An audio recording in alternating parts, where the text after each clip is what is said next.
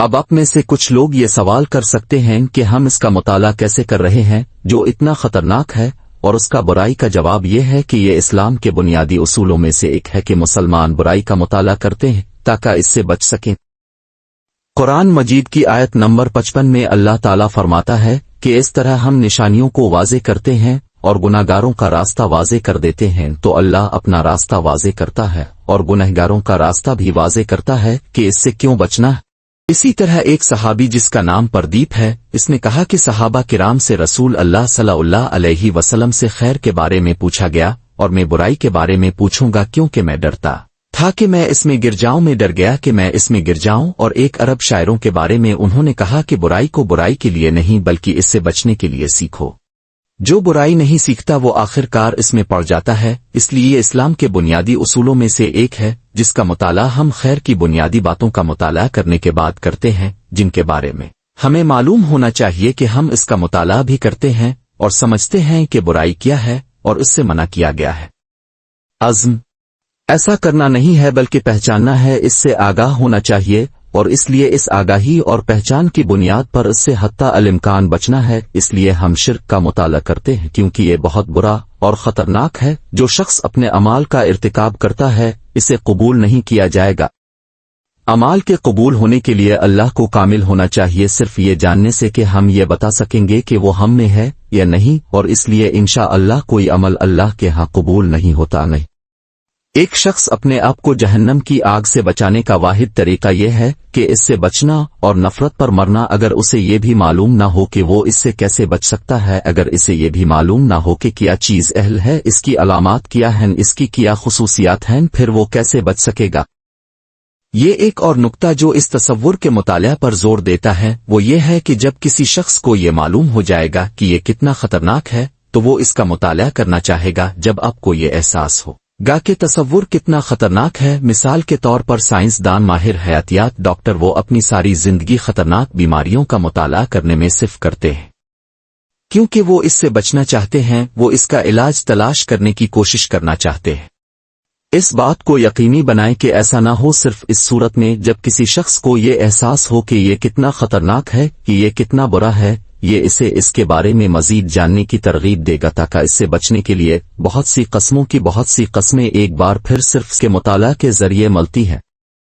ان categories کو تفصیل سے جاننے سے انسان یہ کہہ سکے گا کہ انشاءاللہ اس نے اپنے آپ کو جہنم کی آگ سے بچایا، اور بچایا ہے تو شرک کیا ہے۔ اور ہم شرک کی تعریف کس طرح کرتے ہیں؟ ہر چیز کی بہترین تعریف قرآن و سنت میں ہمیشہ پائی جاتی ہے، اور اللہ کے بیانات اور اللہ کے رسولوں کے بیانات کی تعریف قرآن اور سنت میں کی گئی ہے، جیسا کہ قرآن کہتا ہے کہ اللہ ہی ہے جس نے زمین کو پھیلایا ہے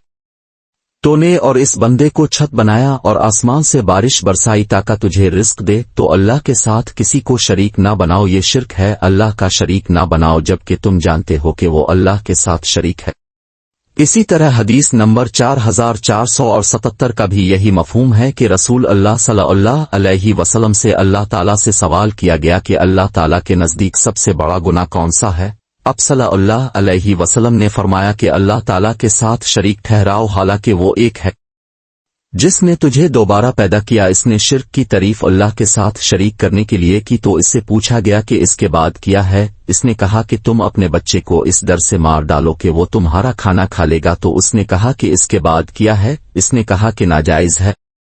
اپنے پڑوسی کی بیوی کے ساتھ تعلقات، لیکن پہلی بات یہ کہی کہ تم اللہ کے ساتھ شریک بناؤ، اور اس طرح اس نے شرک کی تعریف کی ہے، اور قرآن نے شرک کی اسی طرح تعریف کی ہے کہ ایسا شریک بھی ہو سکتا ہے۔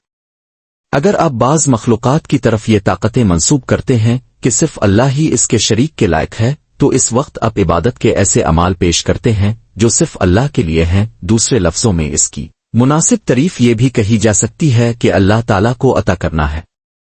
اللہ کے حقوق خالق پر یہ وہ چیز ہے جو اللہ کی طرف سے ہے، آپ اسے کسی مخلوق کو دیتے ہیں، کوئی نام منسوب کرتے ہیں، کوئی عبادت کرتے ہیں، جو بھی ہو اگر یہ اللہ کی وجہ سے ہے اور صرف اللہ ہی اس کے لائق ہے، تو اگر اور جب آپ اسے اس کے علاوہ کسی اور کو دیتے ہیں، اللہ آپ نے ایسا فعل کیا ہے، اس لیے اس طرح اپنے اللہ کے ساتھ کسی کو شریک بنایا ہے، اپنے اللہ کے ساتھ کسی چیز کو دے کر اللہ کے ساتھ شریک کیا ہے جو صرف اللہ کا حق ہے۔ کہ صرف اللہ آپ کے لائق ہے، کسی اور کو دیا ہے، یہ اس کی تعریف ہے۔ شرک کے خطرات کیا ہیں؟ خیر، شرک کے خطرات بہت ہیں۔ نمبر 1، اللہ قرآن مجید میں 2 مرتبہ آیت نمبر 48 اور آیت 116 میں ارشاد فرماتا ہے، کبھی معاف نہ کرو جو اس کے ساتھ کیا جائے، اس سے نیچے کا سب سے بڑا گناہ ہے۔ اللہ اسے معاف کر سکتا ہے اگر وہ چاہے تو اس سے نیچے کا کوئی گناہ معاف کر دے، مگر شرک کا گناہ اگر کوئی شخص ایمان لاتے ہوئے مر جائے، شیخ اس شخص پر عمل کرنے والے کو اللہ کبھی معاف نہیں کرے گا۔ اس کی وجہ یہ ہے کہ اللہ تعالیٰ واضح طور پر 2 بار فرماتا ہے، اور بلا شبہ یہ آپ کو شرک کی برائی فطرت کو ظاہر کرتا ہے، جہاں یہ اللہ کے نزدیک واحد اور ناقابل معافی گناہ ہے۔ اور شرک کا ایک اور برا مظہر اور مسئلہ یہ ہے کہ اللہ سبحانہ و تعالیٰ فرماتا ہے قرآن مجید میں سورہ زوما کی آیت نمبر 65 میں ہے کہ جب انسان اپنے تمام نیک اعمال کا ارتکاب کرتا ہے تو اس کی ایک ایک نیکی فنا ہو جاتی ہے۔ تصور کیجئے کہ اس ایک عمل کا یہ ایک عمل منسوخ کر دے گا ہر ایک نیکی جو اپنی زندگی میں کی ہے، جب تک کہ آپ اس بات سے توبہ نہ کریں جو اللہ نے قرآن کی آیت 65 میں فرمایا ہے کہ یہ آپ پر نازل ہوا ہے۔ اے محمد صلی اللہ علیہ وآلہ وسلم، اور اب سے پہلے کے انبیاء کو کہ جو شخص اللہ کے ساتھ اس بات کا عہد کرے کہ جس نے اللہ کے ساتھ کسی کو شریک ٹھہرایا، اس کا عمل یقیناً رائے جائے گا، اس کی تمام نیکیاں رائے جائیں گی اور وہ آخرت میں ان میں سے ہوگا۔ نقصان اٹھانے والے اس آیت پر غور کرتے ہیں۔ سب سے پہلے یہ خود رسول اللہ صلی اللہ علیہ وسلم سے مخاطب ہے، جو آپ کو اس کی شدت دکھا رہے ہیں کہ اگر آپ ایسا کریں گے تو بھی ایسا ہی ہوگا۔ دوسری بات یہ ہے کہ اللہ سبحانہ و تعالیٰ فرماتا ہے کہ یہی پیغام اب سے پہلے کے انبیاء پر بھی نازل ہوا تھا، یہ اب پر اور اب سے پہلے کے انبیاء پر نازل ہوا تھا، اس لیے یہ کوئی نئی بات نہیں ہے، یہ اس دین میں ایجاد کی گئی چیز نہیں ہے، اور اس وقت سے یہ موضوع ہے آدم کی تخلیق۔ اس لیے ہم یہاں کیوں ہیں، اور وہ وہی ہے جس سے ہمیں بچنا چاہیے۔ جو شخص شرک کرے گا اس کے تمام نیک اعمال ضائع ہوں گے۔ اس آیت میں ایک اور نقطہ یہ ہے کہ اللہ تعالیٰ نے رسول اللہ صلی اللہ علیہ وسلم کو مخاطب کیا ہے اور کہتا ہے کہ اگر تم نے کرنا تھا، اور یہ یقیناً ناممکن ہے، لیکن نظریاتی طور پر، فرضی طور پر اگر تم نے شرک کرنا ہے تو تم کہ محمد صلی اللہ علیہ وآلہ وسلم، جو کہ سب سے بڑے انسان ہیں اور جس نے سب سے زیادہ نیکی کی ہے، حتیٰ کہ تمہاری اچھا یہ سب ایک اور لڑائی ہوگی تو کتنا زیادہ ہوگا جب ایک اوسط درجے کا مسلمان جس کی نیکیوں کا اب صلی اللہ علیہ وسلم کے اعمال صالحہ سے موازنہ بھی نہیں ہوگا، اگر وہ ایسا کرتا ہے تو اللہ تعالیٰ سب سے پہلے یہ کہہ کر نتیجہ اخذ کرتا ہے کہ جو بھی ایسا کرے گا وہ آخرت میں سزا پانے والوں میں سے، خسارہ پانے والوں میں سے ہوگا۔ اس لیے یہ ایک آیت سورہ زوما آیت نمبر 65 خود آپ کو اس کے خطرات اور برائیاں دکھاتی ہے۔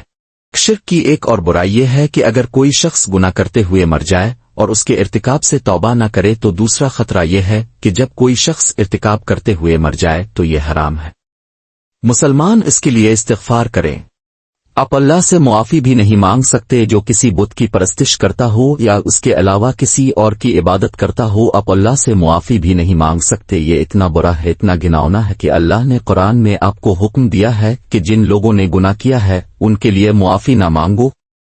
اور ان کے شیخ میں وفات پائی۔ اللہ فرماتے ہیں سورہ توبہ آیت 1:3، خود رسول اللہ صلی اللہ علیہ وآلہ وسلم سے اور ایمان والوں کو یہ زیب نہیں دیتا کہ وہ ان لوگوں کے لیے استغفار کریں جو اللہ کے نبی کو بھیجا گیا تھا، جو انسانیت کے لیے رحمت بن کر بھیجے گئے تھے۔ اللہ تعالیٰ فرماتا ہے کہ نبی اور ایمان والوں کے لیے یہ نہیں ہے کہ وہ گناہ کرنے والے لوگوں کے لیے استغفار کریں، خواہ وہ رشتہ دار ہی کیوں نہ ہوں، جبکہ ان پر واضح ہو چکا ہے کہ شرک کرنے والے جہنم کی آگ میں جا سکتے ہیں۔ اس سے زیادہ ناگوار بات یہ ہے کہ جب کوئی شخص مر جاتا ہے تو آپ اس سے رحم کرنے والے سے نہیں پوچھ سکتے، آپ اس سے یہ بھی نہیں پوچھ سکتے کہ وہ آپ کا باپ، ماں، بھائی یا بہن یا بیٹا یا بیٹی ہے۔ اگر وہ ایک غیر مسلم کی حالت میں مر گیا ہو تو آپ ان لوگوں کو معاف کرنے کے لیے اللہ سے نہیں مانگ سکتے کہ یہ کتنا برا ہونا چاہیے۔ رسول اللہ صلی اللہ علیہ وسلم نے بار بار ایک حدیث میں اس کے خطرات کو بیان کیا ہے۔ آپ نے فرمایا کہ اللہ سے کبھی عہد نہ کرو، چاہے تمہیں ٹکڑے ٹکڑے کر دیا جائے اور جل کر ہلاک کر دیا جائے، چاہے لوگ تمہیں کاٹنا چاہیں،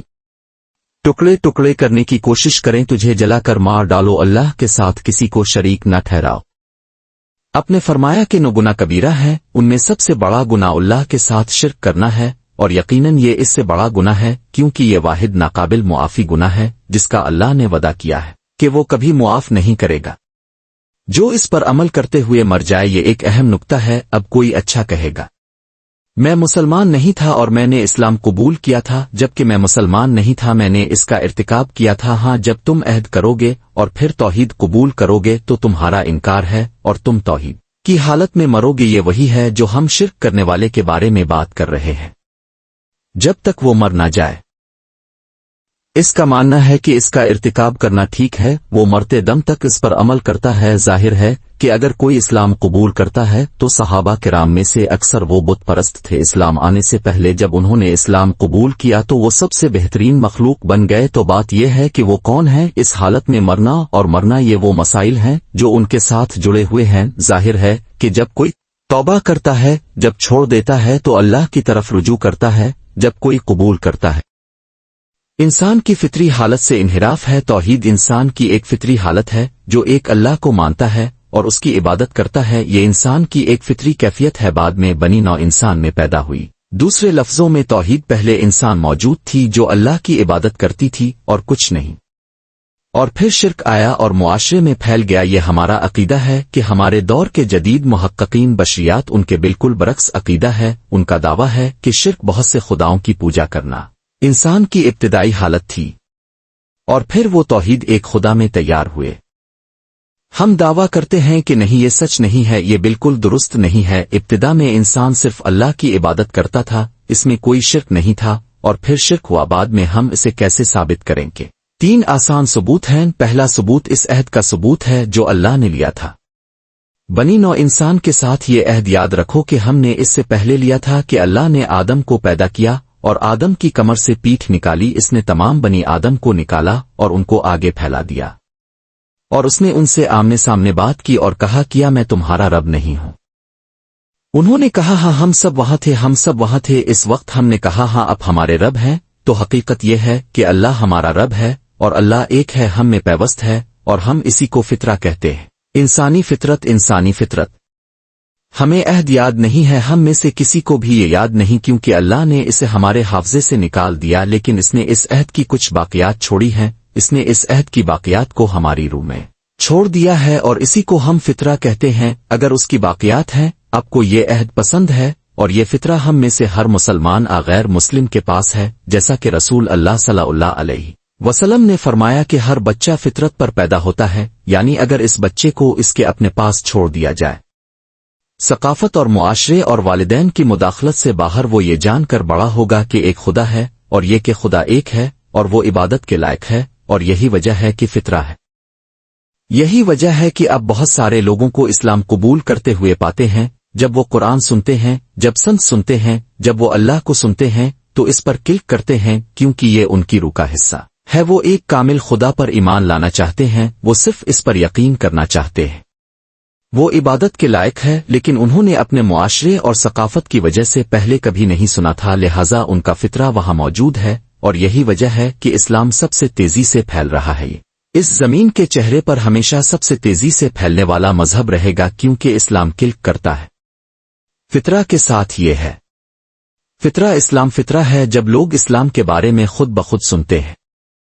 وہ اس کی طرف متوجہ ہوتے ہیں، کیونکہ یہ ان کے طرز زندگی کے ساتھ، ان کے سوچنے کے انداز سے مطابقت رکھتا ہے۔ یہ اس فطری فطرت کے ساتھ فٹ بیٹھتا ہے کہ وہ کسی بھی ایسے شخص کے پاس گئے جس نے اسلام قبول کیا اور اس سے یہ پوچھیں، اور وہ اس بات کو تسلیم کرے گا کہ جب اپنے سنا اسلام کے بارے میں، جب اس نے توحید کے بارے میں سنا تو اسے بالکل صحیح معلوم ہوا، اور یہ وہی ہے جو فطرتاً اس بات کا ایک اور ثبوت ہے کہ توحید پہلے موجود تھی، اور وہ یہ ہے کہ ہم جانتے ہیں کہ نوح سے پہلے کے زمانے میں پہلا وجود میں آیا۔ جب شمال کے لوگوں نے بتوں کی پوجا شروع کی تو پرہیزگار لوگوں کی شبیہیں بتوں میں تبدیل ہو گئیں، جیسا کہ نبی کریم صلی اللہ علیہ وسلم نے فرمایا، آدم اور نوح کے درمیان 10 نسلیں توریتو پر تھیں، 10 نسلیں خالص دین اسلام پر تھیں، پھر یہ لوگ آیا جس کا تذکرہ ہے، اور وہ نیک لوگ تھے جن پر اللہ کی عبادت کی جاتی تھی، اور وہ مر گئے اور لوگوں نے ان کی تصویریں بنائیں اور وہ ان کی عبادت کرنے لگے۔ تو اس سے یہ ثابت ہوتا ہے کہ ان لوگوں کے آنے سے پہلے انسانوں میں نفرت تھی، جب تک کہ ان لوگوں کے آنے سے پہلے انسانوں کو نفرت تھی۔ 8 اور اس کا تذکرہ خاص طور پر قرآن مجید میں سورہ بقرہ کی آیت نمبر 213 میں آیا ہے کہ اللہ تعالیٰ فرماتا ہے کہ تمام انسان ایک قوم تھے، ایک امت تھے۔ جب تم واپس جاؤ اور آزمائے ہوئے علماء کے پاس دیکھو تو اس کے بارے میں وہ کہتے ہیں کہ وہ ایک ہی امت تھے اللہ کی عبادت میں، یہ کہ تم سب اللہ کی عبادت کرتے تھے۔ بنی نوع انسان کو شروع میں نفرت تھی اور وہ اللہ کی عبادت کرتے تھے، پھر اختلاف ہوا اور پیدا ہونا چاہیے اور مختلف مذاہب اور مختلف فرقے اور مختلف گروہ بن گئے۔ یہ ایک اور ثبوت ہے کہ اگرچہ نفرت پہلے موجود تھی۔ تیسرا ثبوت یہ ہے کہ اچھی طرح سے یہ ایک بہت ہی عام فہم ثبوت ہے جو اس زمین کے چہرے پر پہلا انسان تھا۔ آدم علیہ السلام ایک نبی تھے۔ اللہ تعالیٰ نے سب سے پہلے جس شخص کو پیدا کیا وہ آدم علیہ السلام تھے، اور آدم علیہ السلام وہ نبی تھے یا نہیں؟ ہاں وہ نبی تھے، اور یہ بات خود نبی کریم صلی اللہ علیہ وسلم نے بتائی ہے کہ وہ پہلے نبی ہیں۔ یاد رہے مصنف نے تمام صحیح احادیث مرتب کرنے کا ارادہ کیا۔ اسے معلوم ہو سکا کہ اس کی شرائط بخاری و مسلم کی طرح سخت اور درست نہیں تھیں، اور مصنف نے بھی اس کتاب کو بہت مشکل سے ترتیب دیا ہے کیونکہ وہ متاثر ہو کر اس نے ترتیب دیا تھا، اور اس طرح کے تمام احکام اس کتاب میں موجود تھے۔ ایک تمام ممنوعات، دوسرے باب تمام قصے، دوسرے باب، اس لیے اس کی وجہ سے لوگ اس سے استفادہ نہ کر سکے، یہاں تک کہ 8ویں صدی ہجری میں ایک اور عالم IBN بلیبن کے نام سے آیا اور اس نے اس کی تدوین کی، اس نے اس کو ترتیب دیا تاکہ لوگ اسے دوبارہ ترتیب دے سکیں۔ باب تلاش کریں،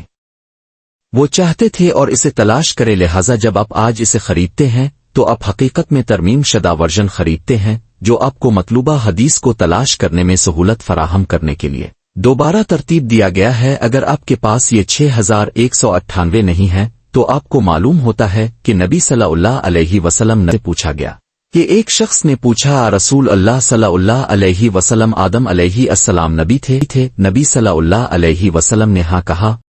اور وہ تھا جس سے اللہ نے براہ راست بات کی۔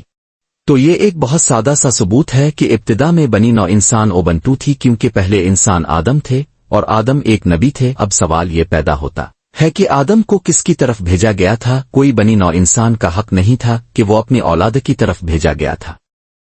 اس کی اپنی اولاد کے پاس بھیجا گیا وہ لوگ تھے جنہوں نے اس کے پیغام کو قبول کیا، اور ان میں سے کسی نے بھی نہ اس کے پوتے پوتیوں کو اور نہ نواسوں کو نواسوں کی طرف بھیجا، یہاں تک کہ 10 نسلیں آئیں اور اس کے بعد آئیں، اور یہ نوح کے زمانے سے پہلے شروع ہوا، ٹھیک ہے؟ بس یہ 3 سادہ شہادتیں ہیں کہ پہلی شہادت سے پہلے موجود سے نفرت کرنا عہد کا ثبوت ہے، اور انسانی فطرت، فطری فطرت، متک اور فطرہ جو آپ کو ظاہر کرتی ہے کہ ہم فطری طور پر بدیہی طور پر اس راستے کی طرف رہنمائی کرتے ہیں جس طرح دوسرا ثبوت ہے۔